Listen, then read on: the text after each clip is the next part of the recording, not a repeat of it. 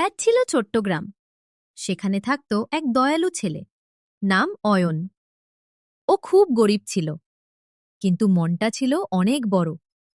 গ্রামে কেউ বিপদে পড়লেই অয়ন সাহায্য করার চেষ্টা করত।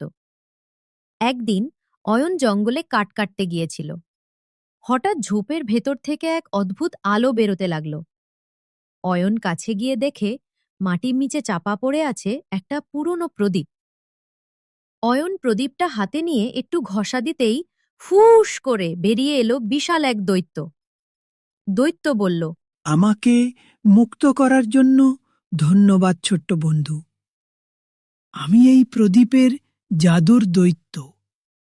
তোমার 3টি ইচ্ছে পূর্ণ অয়ন একটু ভেবে বলল, আমার নিজের জন্য বেশি কিছু চাই না। প্রথমে চাই গ্রামে যেন কেউ আর ক্ষুধার কষ্টে না থাকে। দৈত্য হাত নাড়তেই ঢং ঢং গ্রামে ভরে গেল খাবারে ভরা গোলা আর ফলের বাগান। সবাই খুশিতে চিৎকার করে উঠল। দ্বিতীয় ইচ্ছে হিসেবে অয়ন বলল, আমাদের গ্রামের বাচ্চারা যেন পড়াশোনার সুযোগ পায়।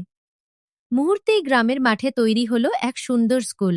বই, খাতা, শিক্ষক সবকিছু এসে গেল। এবার বাকি রইল শেষ ইচ্ছে। দৈত্য জিজ্ঞেস করল, তুমি কি সোনা, টাকা, বড় বাড়ি এসব কিছু চাইবে না? না, আমি শুধু চাই গ্রামবাসীরা সবাই মিলেমিশে সুখে শান্তিতে থাকুক, কেউ যেন লোভী না হয়। তুমি খুব জ্ঞানী ছেলে অয়ন। তোমার ইচ্ছেটাই সবচেয়ে বড় জাদু। তারপর দৈত্য প্রদীপের ভেতর মিলিয়ে গেল। গ্রামটা হয়ে উঠল সুখী সমৃদ্ধ।